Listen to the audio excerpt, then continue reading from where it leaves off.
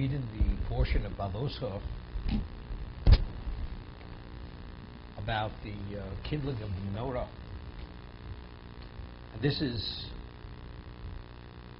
unique and specific to Aaron. This is his mitzvah, to kindle the menorah.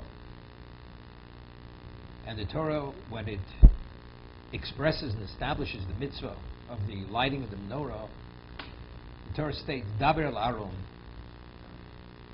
V'amarta elov, Behaaloscha es haneros. When you kindle, it should say Behaaloscha es haneros. When you madlik, what do you mean? When you elevate. So Rashi cites two interpretations. What is Behaaloscha? It means aliyah, ascending. So evidently, the lighting of the menorah has something to do with ascent. So one interpretation, Rashi says, Al Shem Shalav, or the flame, as you light it, it ascends. The flame ascends. What does that mean? You have to leave the fire at the base of the wick until the flame goes up by itself. It's not you leave it and it catches on, then it goes up by itself. You should be involved in leaving the flame there until the flame ascends from the wick. Another interpretation, there was a step before the menorah was very high, so you have to light it from the very top. So there was a step for the Kohen to step up. He would stand on this, he would prepare the oil, the wicks, and he would kindle it from the elevated location. So when you ascend to light the menorah, Behaaloscha es haneros. But the first interpretation is that you hold the flame there until it ascends, until the flame goes up. What is the symbolism of that?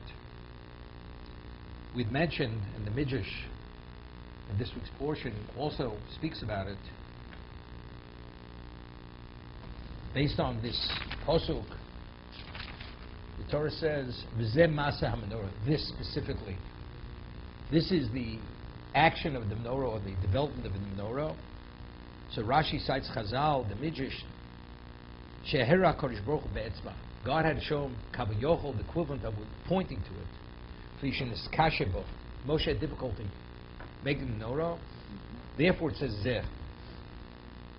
And then Rashi concludes, it says Kain Osa menorah. That's the way the menorah was made. So he cites the Midrash, Kodesh Baruch Hu Nasas Me'aleo.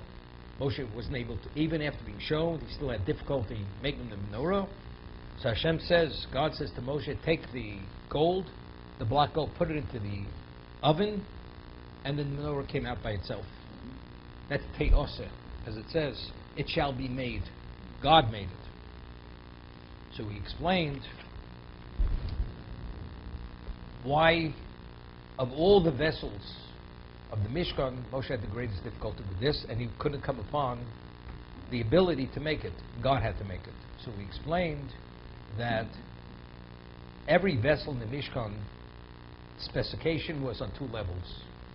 The specification was in the physical sense, how it had to be developed, and it had to be infused with an intent. And that was communicated to Moshe at Sinai, what the intent and the representation of every one of the vessels were, to activate various forces through the service of the Kohen, or just the being of the Mishkan assuming its form. As we discussed, the Mishkan itself was a microcosm of existence. So what was taking place within that context, this would activate various forces. But unless the vessel or the various parts of the Mishkan are infused with that specific intent, it's just a physical entity. So how do you connect it to the spiritual? By infusing it with that intent. For instance, if a person writes a Sefer Torah, the last positive commandment is Kishuli as a Shir Azos. Mitzvah Saseh, positive commandment to write a Sefer Torah. Every male has an obligation to write a Sefer Torah, but it has to be written with an intent. It has to be written for the sake of the mitzvah. If one writes the Sefer Torah without it, or a non-Jew would write a Sefer Torah, although the letters are formed perfectly, it may be the most beautiful handwriting, calligraphy, it's not valid. It has to be infused, that the person has to be qualified to write it. and it has to be infused with specific intent. If it's not, although the physicality is there, it doesn't have its value. Identically, the Mishkan, unless it's infused with that specific intent, it doesn't have any value. It doesn't activate the forces. So, regarding every aspect of the Mishkan, they were able to infuse it with whatever the intent was. The menorah they couldn't. Even Moshe could not. So God says, take the block of gold, put it in the oven, and the menorah came about. God made the menorah. Now the question is why. So we have mentioned many times, now what did the menorah symbolically, what did it represent? What did it represent? Where was it located? It was located on the other side of the curtain in the covered sanctuary. It was on the southern side of the covered sanctuary, the Heichal. That's where it was located. What was its function? It provided light. Illumination. Now, what had to be illuminated in that location? That location, nobody would ever go in there. The Kohen would come in twice a day to sacrifice the incense offering, and also just to kindle the menorah. That's the only time you went in there. So what do we need? This continuous candelabra illuminating the location. So the Gemara tells us that the symbolism of the light is the elucidation of the written law. It represents Torah Sheba'al Peh. Is the oral law.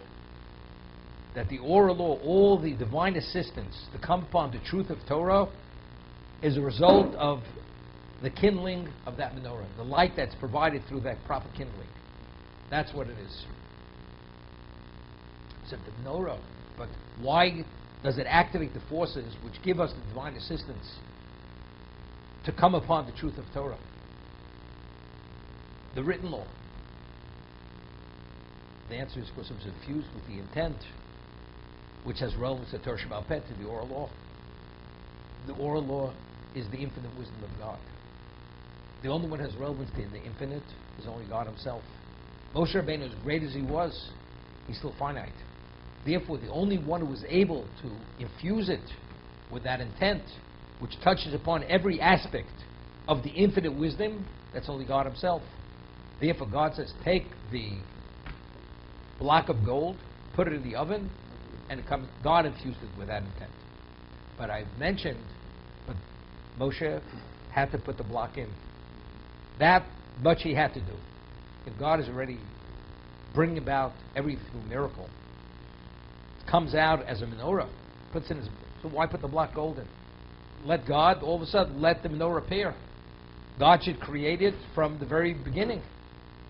Because there's a principle, as we said, a Jew only has relevance to Torah if he takes initiative. You've got the motzos tami.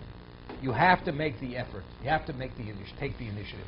When you take the initiative, that activates the forces which allows the divine assistance to come about. Therefore, Moshe had to put the gold in. That was the initiative. Once you take the initiative, then there's the response. That's the divine assistance. When you light the candle, Behaaloscha, it's not enough just put the flame, then it'll catch on by itself. You have to invest in that light as much as you can, which whatever's within your capacity. That's the degree of toil that you have to do. Once you've done that, now everything follows, because beyond that you don't have the ability. Therefore, Behaaloscha, you keep that flame at the base of that wick until now the flame goes up by itself. Once it goes up by itself, now you've done yours, because you can't do more than that. Once mentioned from Reb Chaim Brisker or Reb Chaim of Volozhin, the terminology or the statement used in the Gemara about toiling. It says, if somebody tells you that he toiled in Torah and he did not come upon its truth, you shouldn't believe that person. Because if he would have toiled sufficiently, he would have come upon its truth. So therefore, Yagato Matzosa, if you toiled and you came upon its truth, Tamin, you should believe that person.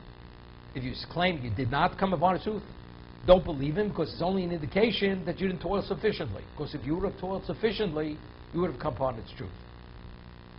But the Gemara doesn't say, how do you say, you've toiled and now you understand? That's what it should say. If you toiled and you understand truth, it says motzoso. You've tied, it's a find. It's a gift. there's a prerequisite to come upon the truth of Torah, which is a gift of God, that's purely divine assistance. Our input is the toil. But in terms of the receiving, it's not you understand. It's God actually gives you that understanding. Because truth itself is so absolutely pure, no human being has relevance to that level of truth. Therefore, it's a gift. It's your gata motzoso. You find when you dig and you come upon a treasure, did you create the treasure? The treasure was there, you just have to remove the various layers of earth to come upon the treasure. Identically, you have to invest your ability and suppress all your inclinations to dedicate it to the study of Torah, then God gives you the gift. Now it's interesting. We find that due to a miscalculation, the Jews believed that Moshe died. And he went to heaven, and that sudden caused the world to become darkened, and he showed them Moshe Rabbeinu's remains on a bier, being carried through the clouds. So they said Moshe died. What's going to be? Immediately the rabble, they suggested idolatry. And this was the story with the Egel Hazov, the golden calf. So Aaron, he said, I will build the altar. He said, we'll gather the gold, and this was all a delay tactic. There were two, the Midrash says, there were two sorcerers who were part of the rabble, and through sorcery they took the gold, threw it into the kiln or the oven. All of a sudden a calf came out walking as if it was alive. It actually ate grass. It was all the sorcery. It's not coincidental. Lahavdil, God says to Moshe, take the block of gold, put it in. What comes out? A menorah. They go put the gold in the kiln or in the oven. What comes out? A golden calf, which is idolatry. This is the antithesis. Torah, in the absolute sense, is truth. Absolute. Idolatry, in its absolute sense, is falsehood. The sheker. They both come about the same way. How deceiving is it? You know, this comes about, that comes about. You can experience miracles on both sides of the equation. But what is the antidote? What is the counterforce to all evil? The only antidote is Torah. So when it comes about in the same way as the idolatry, which took the Jews from a pre-sin state to post-sin state. Idolatry, the Torah gives us the greatest relevance to bring us as close as we can to that state. Otherwise, we're back again exactly where Adam was. He lost his status of Adam. He was no longer that person who had control over his life. We only were given the Torah to be the antidote because we descend from the Avos HaKadoshim, from the holy patriarchs, so we have the capacity, together with Torah, to deactivate the Yetzer Hara, the evil inclination, to take control of our lives.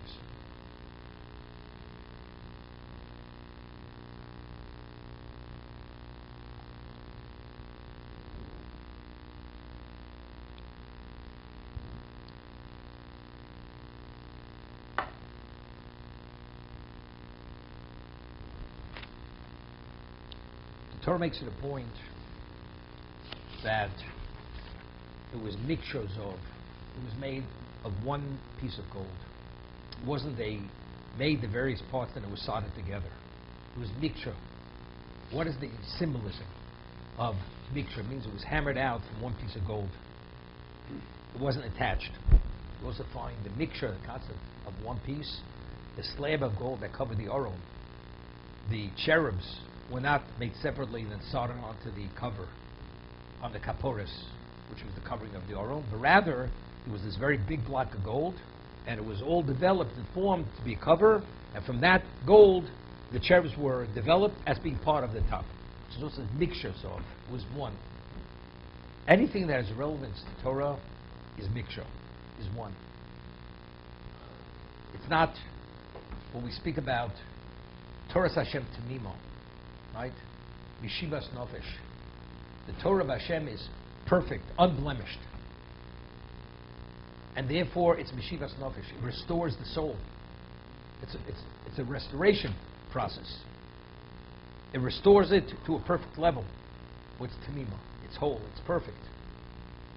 It represents, but again, HaKadosh Baruch Hu is Echod. God is one. We are at one. The menorah represents that the Torah Sheba'al Peh, that's God's wisdom, as we said.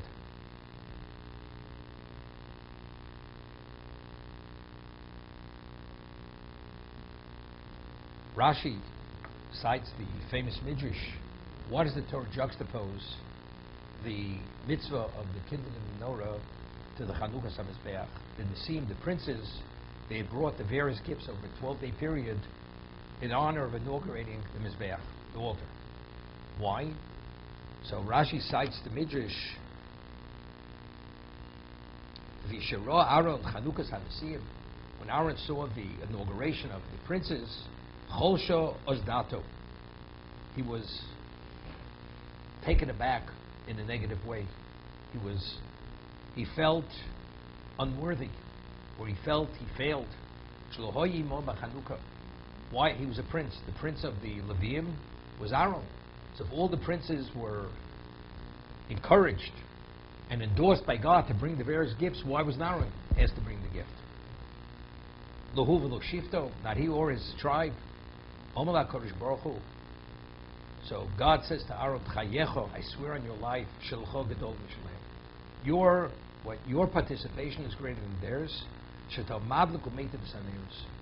You will light and you will arrange the lights. Therefore, yours is greater than theirs. What exactly did Aaron feel? Why was he slighted? I mean, there's a question the Ramban asks. Firstly, they brought sacrifices. Who officiated? They couldn't officiate. Aaron officiated. Aaron himself, he does the service every day. He's the Kohen. He's the only one who's permitted to go into the Holy of Holies. So if that's the case, I mean, why does he feel unworthy? Just to the contrary, he's the one who's fully qualified. So what exactly was the issue here? So we'll discuss the Ramban in a moment. So what I was thinking was this. Now, we once mentioned Maral. How many tribes are there? The 13 tribes of Israel. 12 tribes, 12 Shvatim received a portion of the land. Levi, Ki Hashem hu nachloso, God is their portion. They received no portion of the land.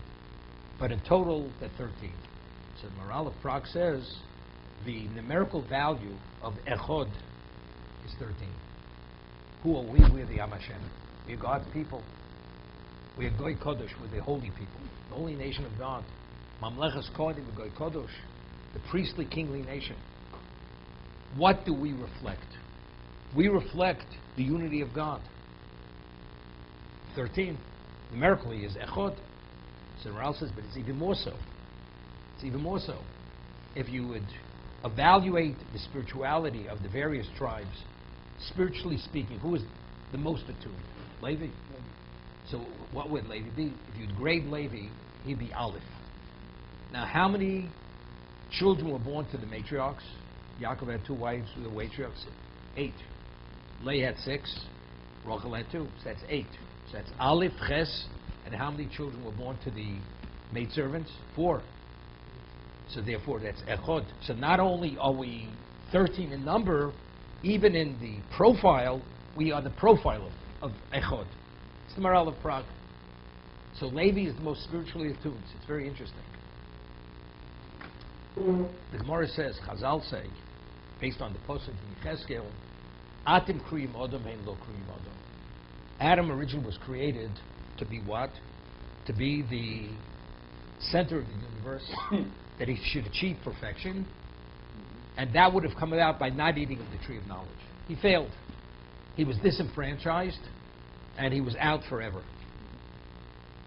Klal Yisrael, we, due to the investment of the Avos HaKadoshim, the patriarchs, we became the Odom. The Navi says, Atem Kriyim Odom. So the concept, and as the Maral explains, why is Adam, why was he called Odom? Because he was created from the earth. What does earth represent? Earth represents potential. You leave it fallow, just a clump of earth, as fertile as it may be. But if you cultivate it, all life grows from the earth. The human being is potential. The concept of growth advancement only has relevance to the Jew. The concept mitzvah saseh, right? We advance ourselves. When you say do something, do is always, it's in your interest. Don't do is don't to be diminished. Do is to advance. Growth is do. Only the Jew has. The 7 no-hide laws are don't do's. It's lo taseh, don't do. And even the one positive, which is establishing a judicial system, that's only the guarantee that the negative commandments are adhered to. But in terms of us, we have 248 positive commandments. That's growth. That's Adama. The human being, the Jew, assumed the position of Adam, that we have the potential of growth. That's Kimino, Adama Lukach. We were taken from the earth. So Klal Yisrael were reinstated to be the Adam. We have relevance to that. Now, it's very interesting. What is the profile of the Jew? Echad. Who's the Adam? The Jew is Echad. Adam is the Echad. It's say 13. Maybe it's just arbitrary. It just happened. It's coincidental. No, it's specific. And who is the one who fathered the 13 tribes? Yaakov Avinu. Who was Yaakov Avinu? Yaakov Avinu was Yaakov Ishtam Yoshev Oholi. Yaakov was the man of the tent. He's the one who personified Torah. The only way you could deal with all the evil, which initially had seduced Chava to eat of the tree of knowledge, and ultimately Adam failed, and the world was putrefied due to that, that was due to what? The influence of the evil inclination. That was the ancient serpent of the Garden of Eden. But what did Yaakov do? He perfected himself through Torah, which is the ultimate tavlin, which is the ultimate antidote. That's what he did. As a result of that, he became the Adam. So now that you are the Adam, now you are the center of the universe. You are God's profile. What is that? That's B'tzalma B'dmuso. What's B'tzalma? We are in the image and the form of God. So the Sephara says you're in the image and the form of God. That's the Koach HaBechira. That is the ability to make choices. As God makes choices and makes always the right choice, we have the ability to always make the right choice.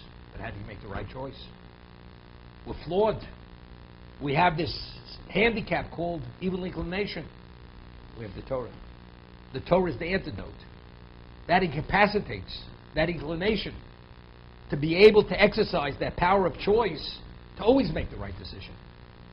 So who's the one who created that Adam, who's B'tzalma B'dmuso, who's in the image and form of God? That's Yaakov Avinu. But he only fathered 12, not 13. But what did Yaakov say to Yosef? Yosef was an extension of his father. He said, Ephraim, Menashe, Reuven, and Shimon, Ephraim and Menashe he said, are the equivalent of my sons Reuven and Shimon. Although they're my grandchildren, they have the same status as my children. So in essence, how did we become 13?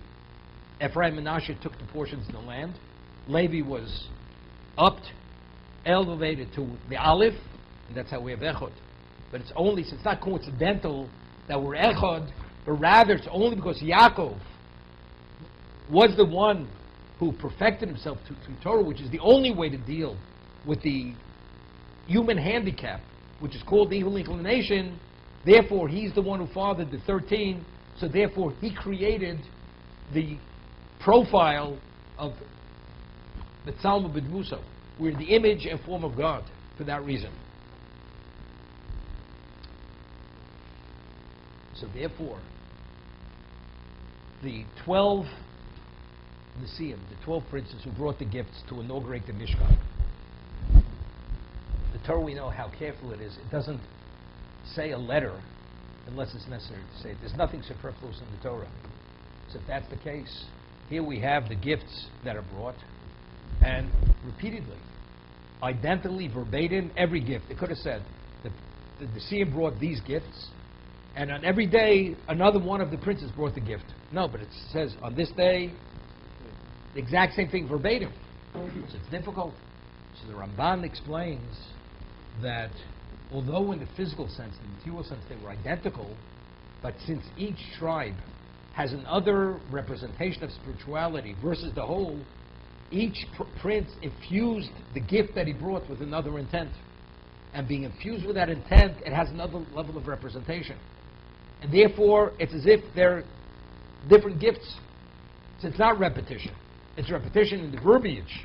But in the essence of what it is, each one's a separate gift. Therefore, it's not repetition. So, but why did God say these 12? What happened to Aaron? Aaron's the prince of the tribe of Levi. There should have been 13. And especially, Aaron understands, he's Aleph. He's the ultimate. He was chosen to be the Kohen.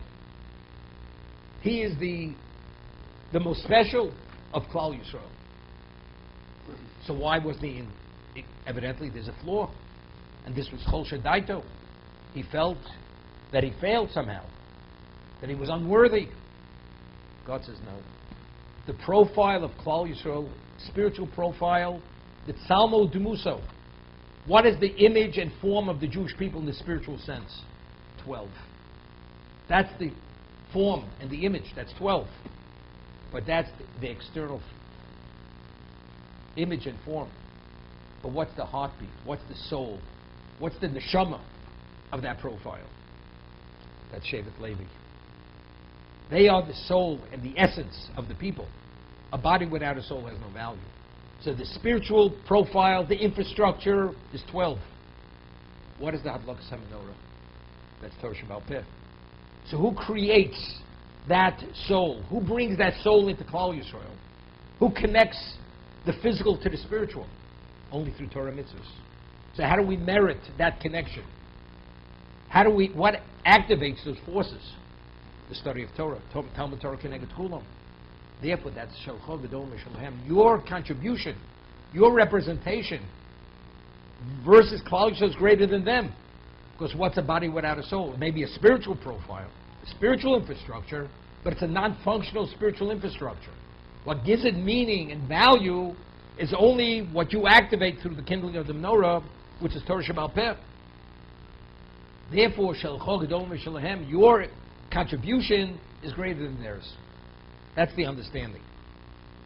The Torah tells us, V'yaskein Aaron. Aaron did as he was instructed. So Rashi cites the Sifri, Lahagit Shlocho Shel Aaron Shloshina. To tell us, to share with us, tell us the praiseworthiness of Aaron, that he did not deviate. Now the question is, why would it be deviated? You say something is very complicated, or something which would demonstrate your acuity of genius. See, you have. It's a simple task. You put oil and wicks in the 7 cups. You light it. That's the way it's done. I mean, why should he? What is the basis he would actually, in any way, deviate from doing it the wrong way? But Torah goes and attests to the fact by asking Aaron. Why lahagish shvocho shel Aaron shloshina? To reveal to us, to share with us the praiseworthy of Aaron, that he did not deviate. He did not alter it at all. Why would he alter it? Just a simple understanding. So they say that when he did it purely, the Ramban says, he did it l'shem shamayim. He did it purely for the sake of the mitzvah, for no other reason. So I was thinking, because maybe he would say, because if he says, Hashem says, your input is greater than theirs, he would do it maybe for personal reasons. He prided himself. He didn't pride himself. He did it purely as he would have done it without being told about it. V'yaskein Aaron, that's the Ramban, Nachmanides. I was thinking like this, on the same path. The Gemara tells us that Torah is equated to 3 beverages, 3 liquids: water, wine, and milk. What's the characteristic of water? It flows from a higher location to a low location. That's the characteristic of water. So therefore what? So the Gemara concludes because of that, because that is the characteristic of Torah, Eina Torah niknis el misha daito shveva. Torah cannot be acquired unless a person has a humble spirit. You have to have humility. And the more humble you are, the greater is your capacity to have relevance to Torah itself. The more humble you are. That's daito shveva. You cannot process it, and you cannot be the repository of Torah unless It's dato shvelo unless you have this characteristic of humility. Okay? Now, Aaron now is informed that his input, his contribution, is greater than all this combined, as I just explained. Because since the menorah represents Torah Shabbat Peh, the oral law, so all the divine assistance to come upon the truth of Torah only comes through that lighting. Therefore, yours is greater than theirs. You have to be an angel not to be touched by that, not to be affected. I mean to say, my act of lighting gives meaning and value and connects the Jewish people to Hashem. What about if Aaron would have prided himself as much as an iota? To the slightest degree.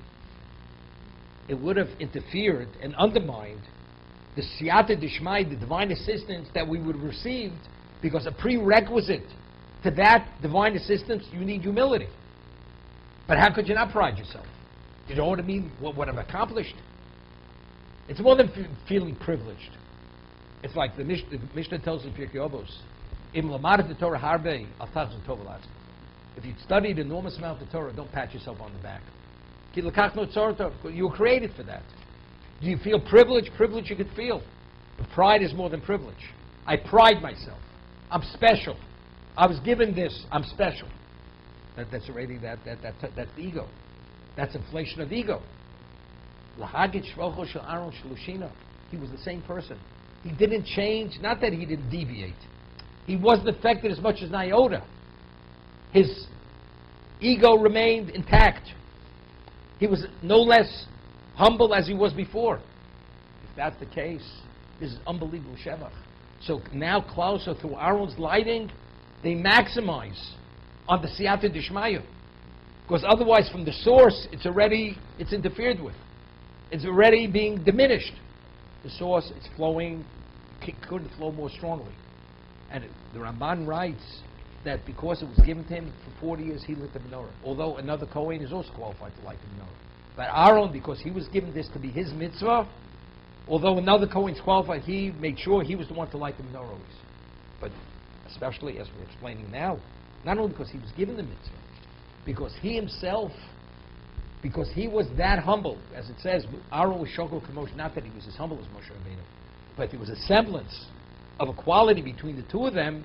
Therefore, he was able to maintain that standard of humility, that it wouldn't interfere with the divine assistance that's needed for the processing of the truth of Torah, for that reason.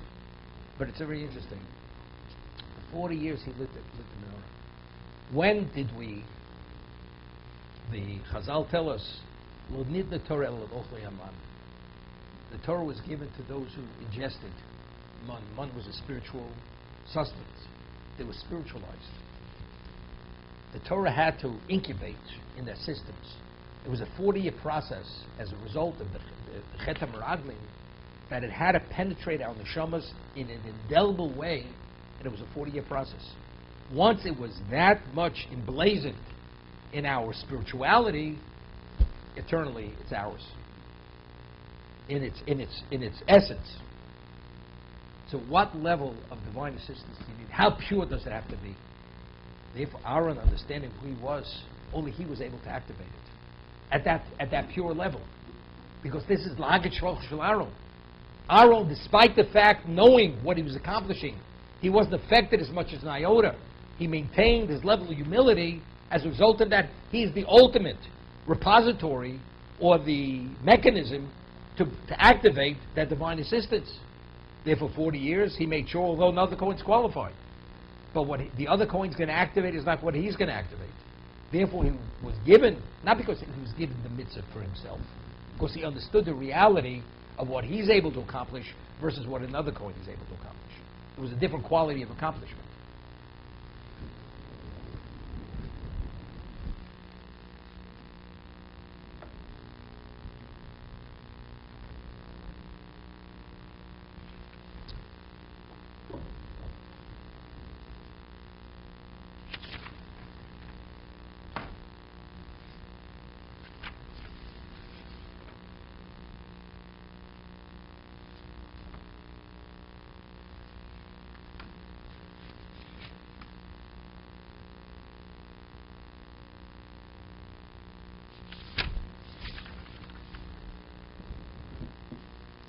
Ramban, he explains why is the menorah. He cites a medrash that the medrash says that the menorah goes beyond the Beis Hamikdash.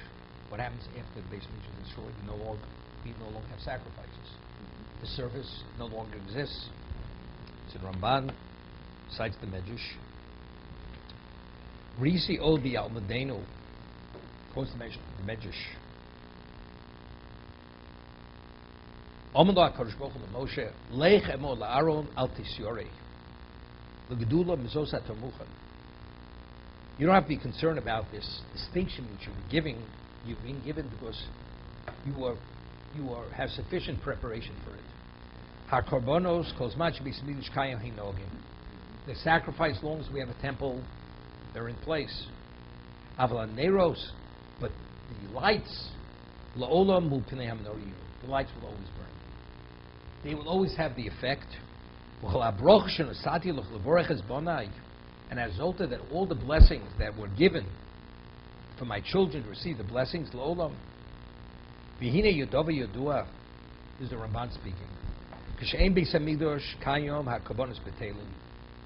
That it's known that if the temple doesn't stand, all sacrifices come to an end. Nechurbono, because it's destroyed. So if that's the case, avaneris betelos. So if that's the case, the kindling of the lights don't exist. Avalo romzo elo leneros chanukah chas chashvenoi. Shinoiges aflachol churban b'yisenu. We commemorate the miracle of Hanukkah during Bayis Sheni. We commemorate that miracle, which we still light even in Golus. Even when we're in exile, we light that to commemorate the miracle of Hanukkah. Chen birchas kohanim. Although the Kohanim blessed in the temple, but you bless outside the temple. They bless the congregation. Asmuchel Chanukas HaNesim, which is juxtaposed to the inauguration of the princes. Dorshu Smuchim L'Chanukas HaNesim L'Fonem L'Achreyo. I mean, just as the Birchos Kohanim go beyond the Churban, beyond the destruction, the lighting of the menorah goes beyond. It's not dependent. And this Aaron has to know this. It comes out unbelievable. What means? We're saying, what was the value of the menorah? The value of the menorah was it activated all the divine assistance that's needed for Torah Sheba'al Peh. When we light the menorah for Hanukkah, what are we commemorating? What do you mean the mitzvah? So it's a rabbinic mitzvah. So what's its value? Right? What's its value? It has no value. So you fulfill the rabbinic mitzvah. Its value is not the rabbinic mitzvah. Its value is what is it representing.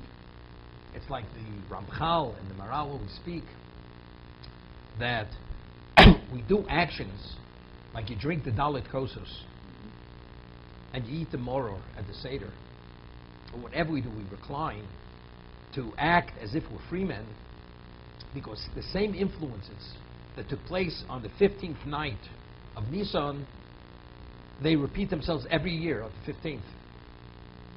We have to replicate the setting to be beneficiaries of those forces. When we light the menorah, every night adding another light, we're commemorating the miracle. But what was the value of that miracle? It contaminated all the oil. So the mechanism to bring that divine assistance for Torah came to an end. They annulled it because they contaminated everything. All of a sudden there was a miracle. They found one vial of oil that burnt 8 nights. So that means it continued. After that, they produced new oil. We commemorate that. So what's the value of that commemoration? Now we're just doing a mitzvah, rabbinic mitzvah. The lighting of that menorah, or Chanukiah, whatever way you want to refer to it, it's creating the setting to be able to draw from those forces. And those forces enable us to give us relevance to the truth of Torah, to have relevance to the divine assistance of Torah.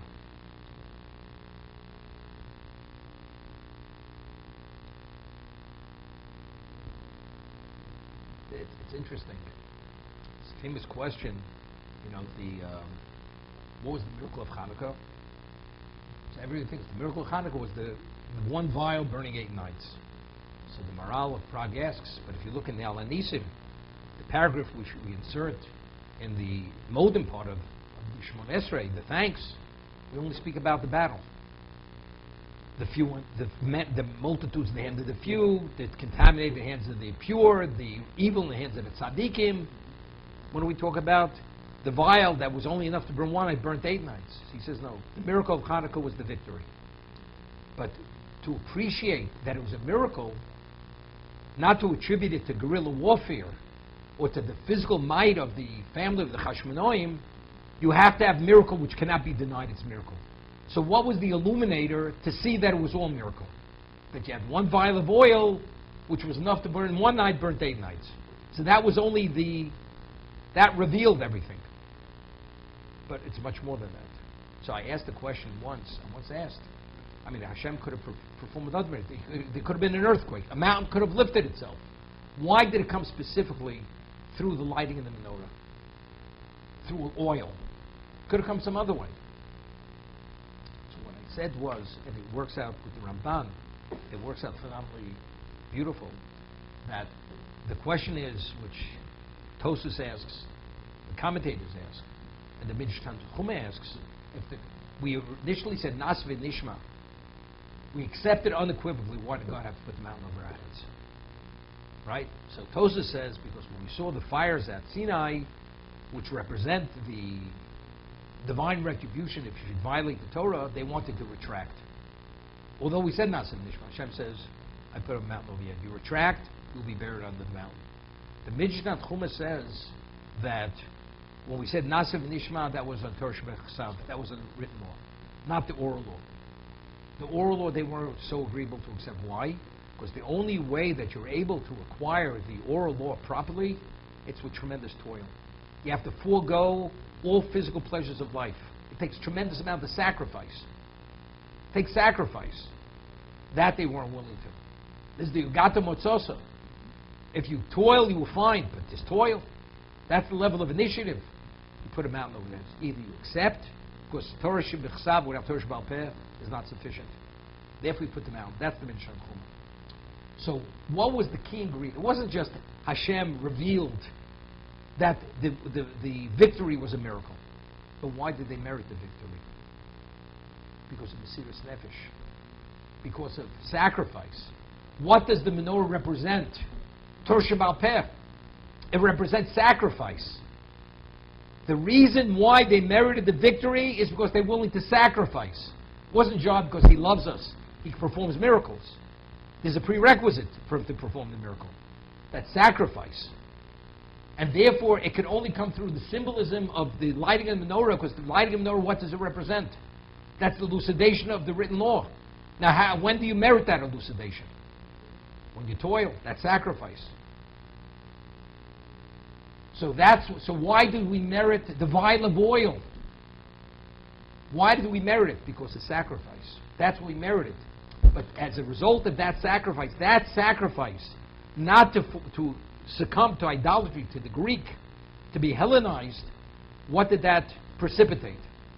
It precipitated that we have a mitzvah to commemorate that even after the Churban HaBayis, even after the destruction of the Beis HaMikdash, we're still able to activate those forces to merit the divine assistance, to have truth, to have clarity in Torah.